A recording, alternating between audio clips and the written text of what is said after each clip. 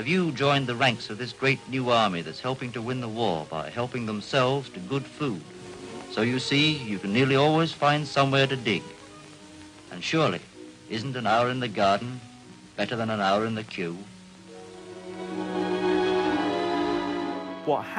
Ce qui est très intéressant avec l'Angleterre durant la Seconde Guerre mondiale, c'est qu'il y a eu un véritable consensus social pour décider de ce qu'il était juste de faire.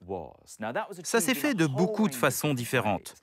Alors oui, nous avons employé nos meilleurs artistes et nos meilleurs auteurs pour créer des messages positifs.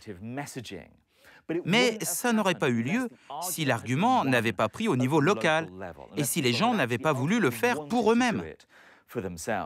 Donc, quand on prend en compte le besoin à la base, au niveau de la communauté, et quand on l'encadre au niveau national, c'est le meilleur moyen de faire avancer les choses.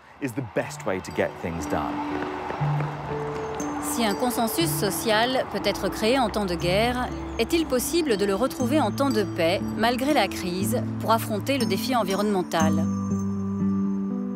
Ton Morden vit la crise depuis plusieurs décennies. Pourtant, au XIXe siècle, la ville a connu une forte expansion industrielle. Autrefois au lieu de l'industrie textile, elle est en déclin depuis les années 50. Aujourd'hui, ces 16 000 habitants subissent, comme la plupart des citoyens du monde, les crises économiques, sociales et écologiques.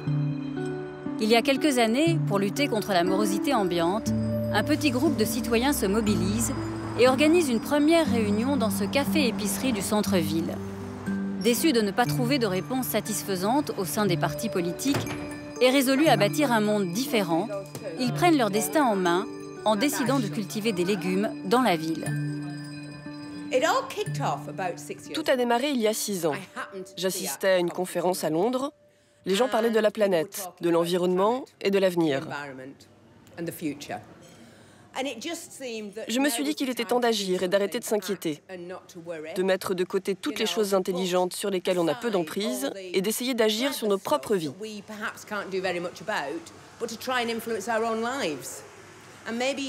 Et peut-être montrer aux dirigeants que les gens sont prêts à devenir la solution à leurs problèmes. Donc, on l'a fait nous-mêmes. On n'a rien demandé à personne, on n'est pas allé voir les autorités locales pour demander de l'aide. On s'est assis autour de la table et on a tout mis en place.